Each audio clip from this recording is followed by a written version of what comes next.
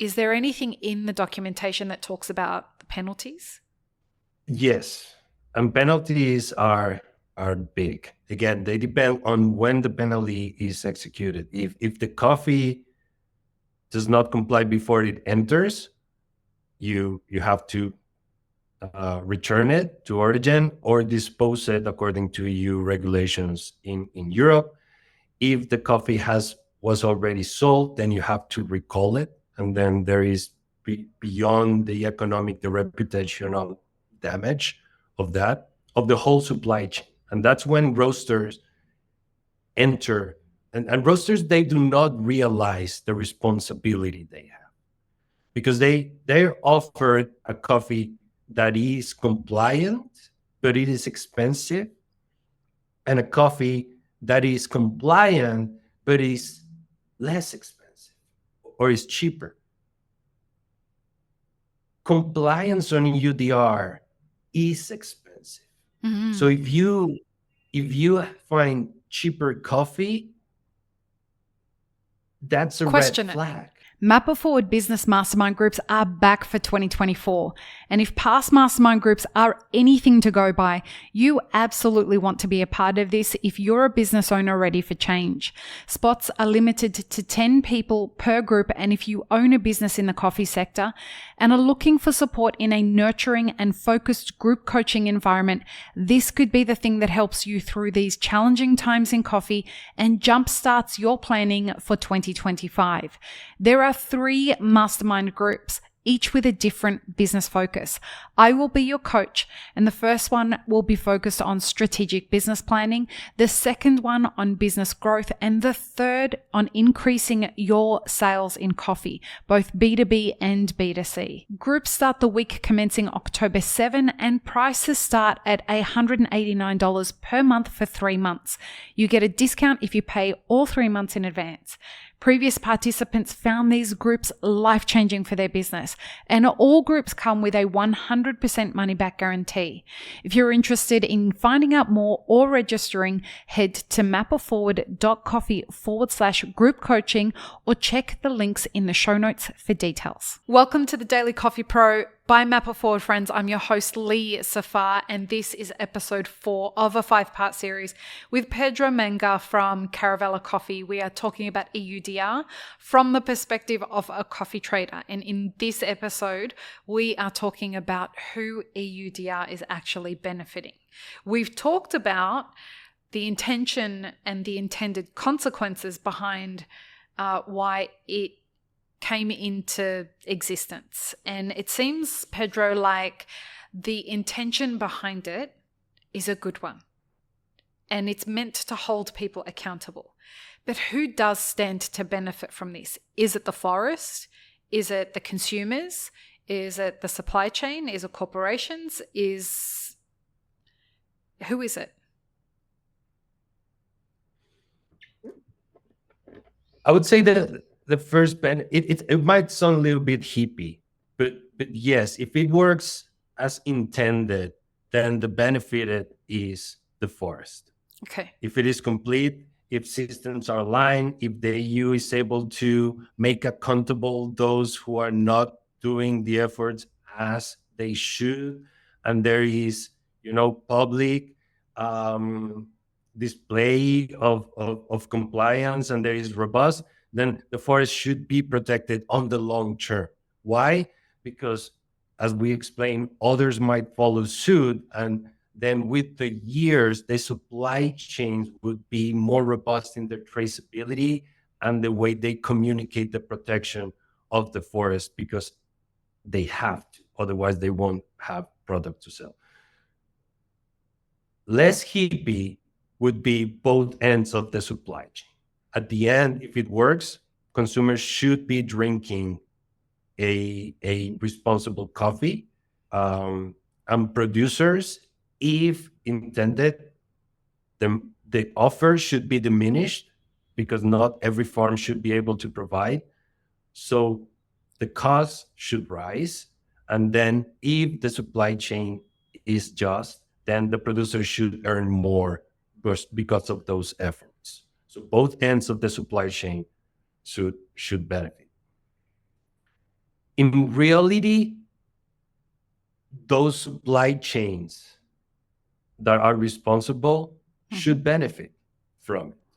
How? If there are supply chains that are responsible, they should benefit for it, because it should be valued, the efforts, and should be the ones being able to provide that coffee. And this market dispute and these higher prices and these market dynamics, the ones that should get the biggest share should be those roasters that have responsible coffee, that is responsible source from an import export that is responsible, that has a partnership with producers that are responsible. So along that supply chain is for those who should get the biggest bite. I'm hearing a lot of should.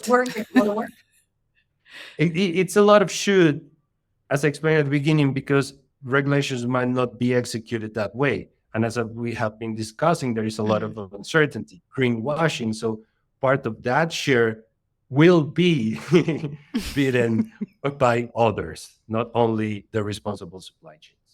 My fear is that this is going to push consumers towards instant coffee in Europe. That's what I'm really worried about, is that we get so caught up in trying to figure out how to get coffee into Europe, and roasters are struggling so much to get coffees into Europe, or importers are struggling so much, that in that process, the easiest option, until it's all sorted out, is drinking instant coffee. And if that happens, what happens to everyone who's not a big, massive corporation?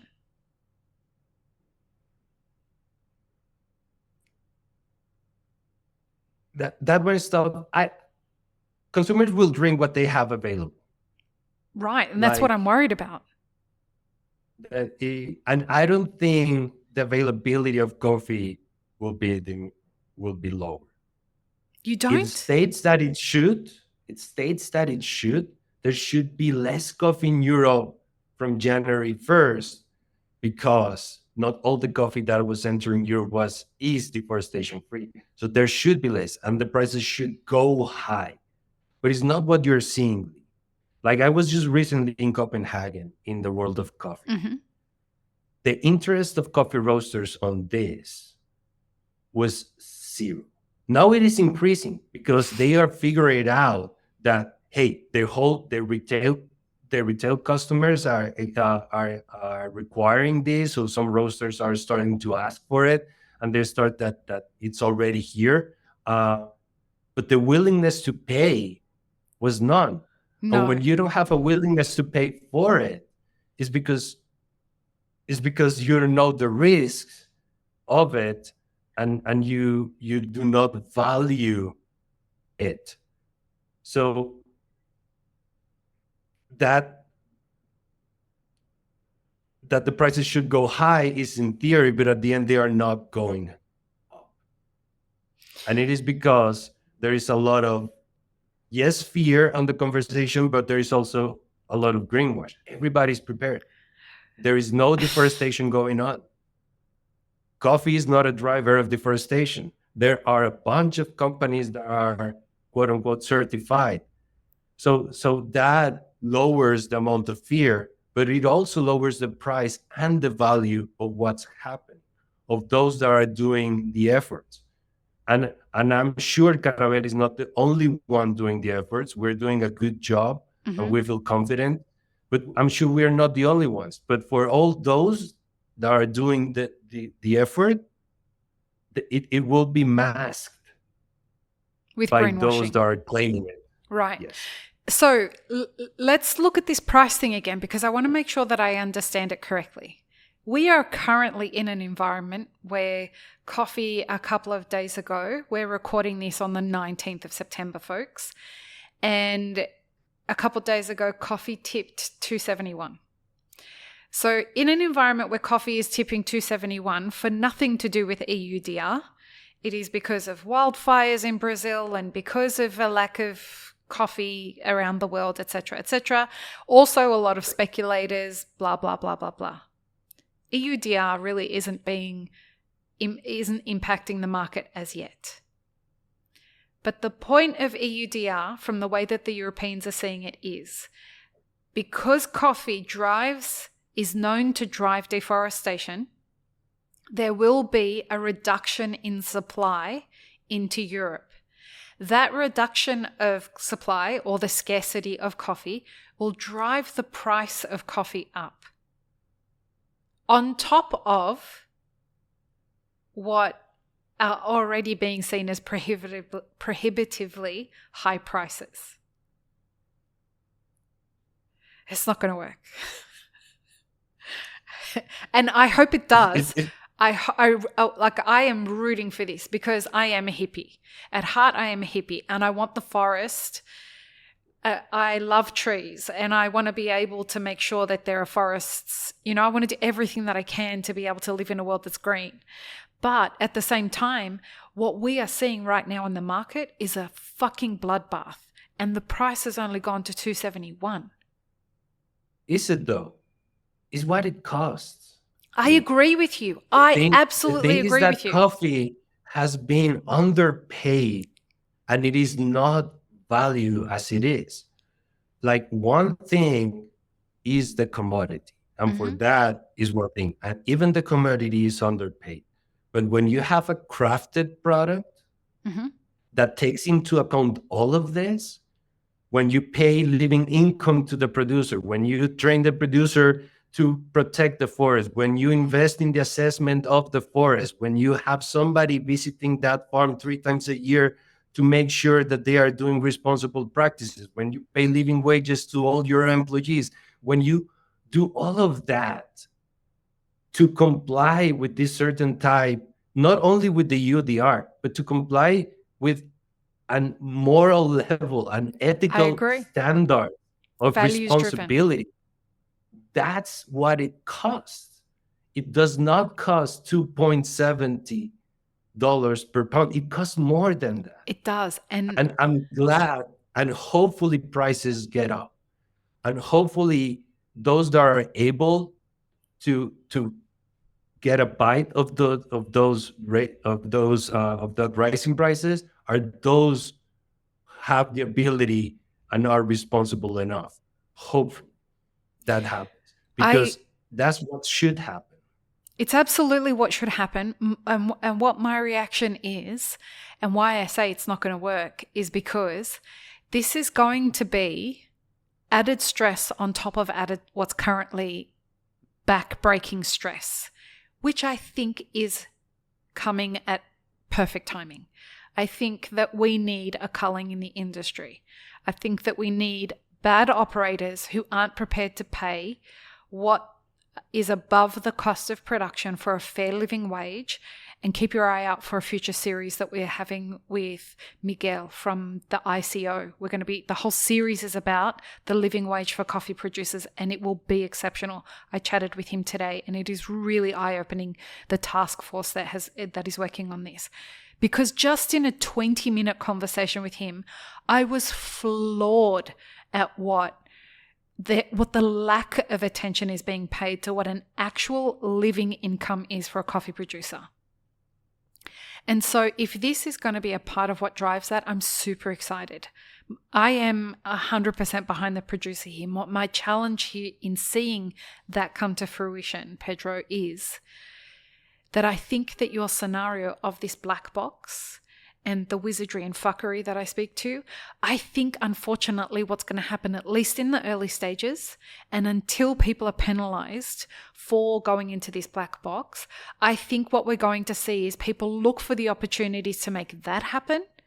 Because what I'm seeing at Origin already without this is traders that are coming together and being quite predatory with producers to say to them that they're just being very predatory to push the price down.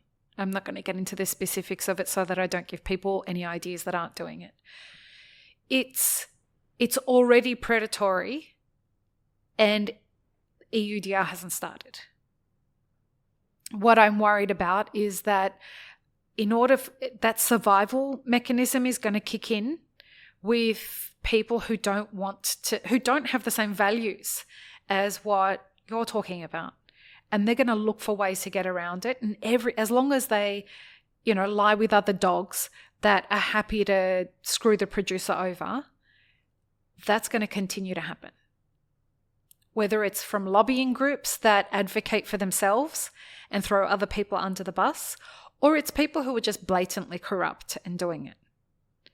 And this is where the efforts of companies like what you guys are doing and other people that are working as much as you guys are on being just great custodians of the supply chain. Again, I don't do business with Caravela folks, that I don't get paid to say any of this, blah, blah, blah, blah, blah. So my challenge here is, what is going to be the incentive for people to not participate in the corruption?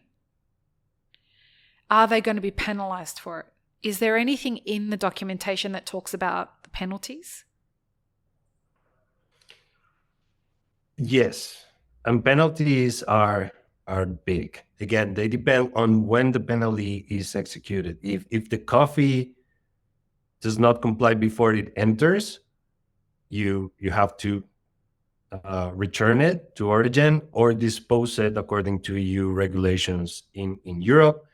If the coffee was already sold, then you have to recall it. And then there is beyond the reputational damage of the whole supply chain. And that's when roasters enter.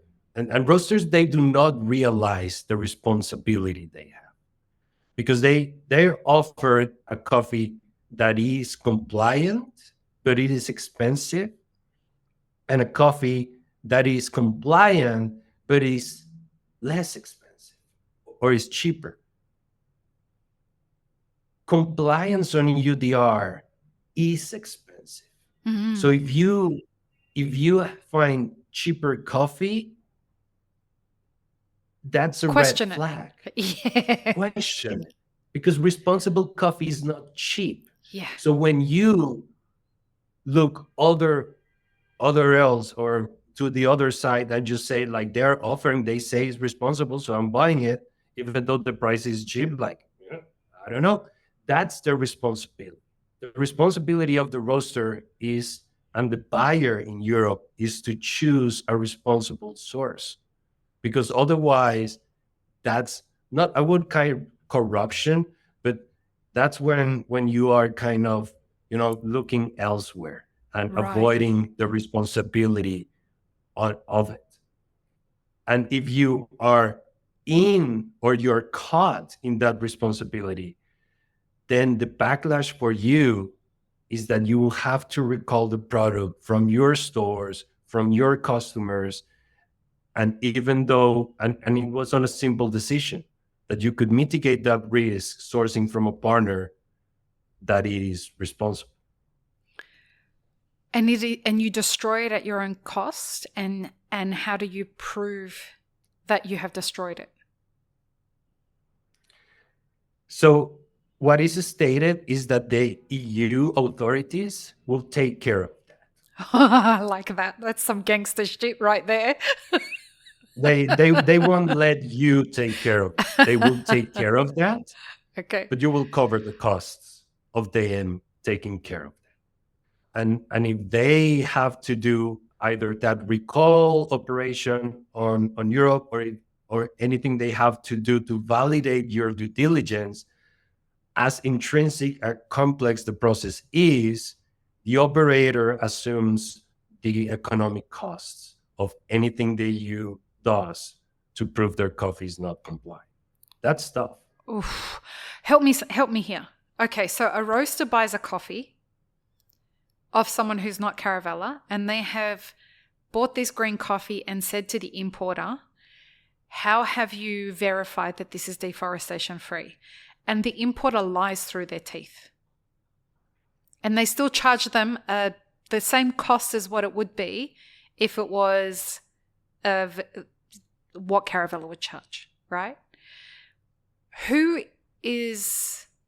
What happens there? Do we know yet?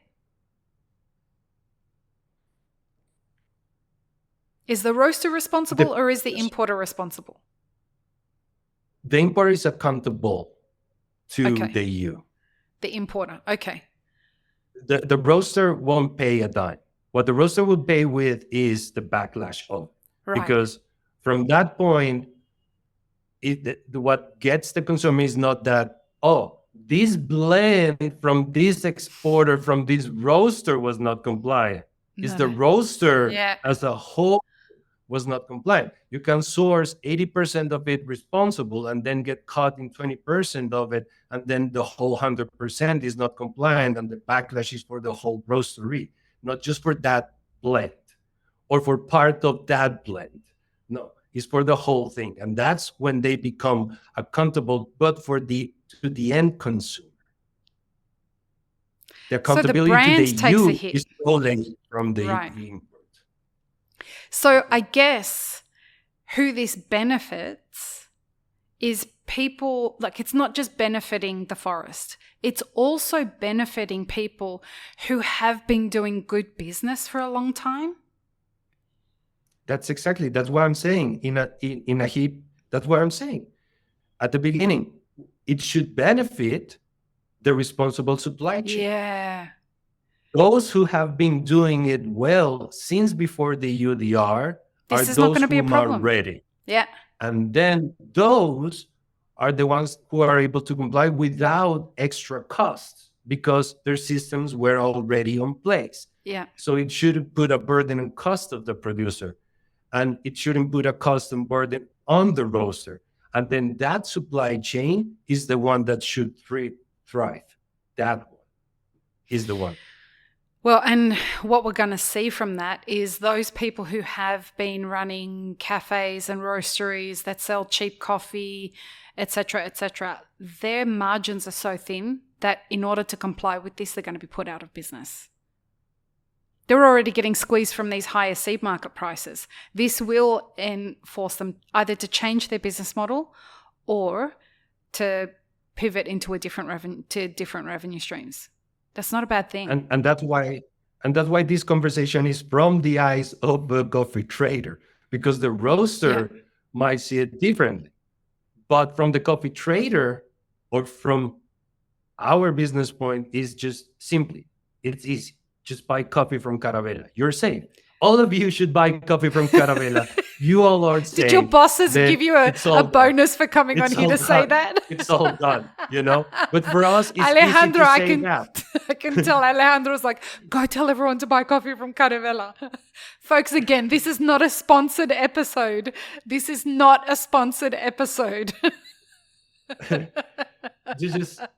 But for the roaster, they cannot do that, of course, you know? But then that's when they start assuming the risks. Okay. And that's... So that we can make this balanced, who are some other traders that you know of that have the same kind of approach to this as Caravela?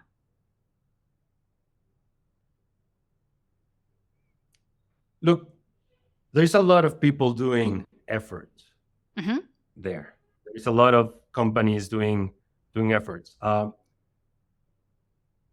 Caravela is positioned strategically in the field, and it has an advantage. It's not as small not to have a technical assistance team to go and visit producers, and it is not as big to have 300,000 farms to visit, that it is impossible to know 300,000 suppliers. There is a lot of efforts being done. But our efforts can only be done by what we do because of the business model. They cannot be replicated by other teams. I cannot say like this company is doing the same that Caravela because they don't have a technical assistance.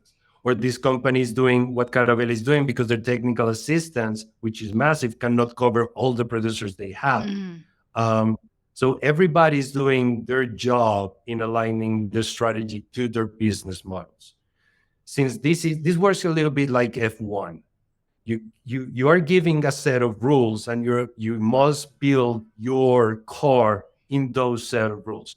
And the car that is faster and efficient, that's the one that wins. But there's a lot of secrecy on here. So I don't know what other exporters are doing by themselves. So I cannot say they are doing good or bad job. I know that everybody's doing their legwork, but everybody's work is different. Okay, which means that I'm going to have to go and find other exporters and traders to have on the podcast so that we can make sure that it's balanced. Thanks very much, Pedro. You could have just answered the question. I promise you won't get fired. I'll write a letter to somebody to make sure you don't get fired. Okay, so in the final episode, folks, we're going to talk about what's at stake and what if this isn't successful.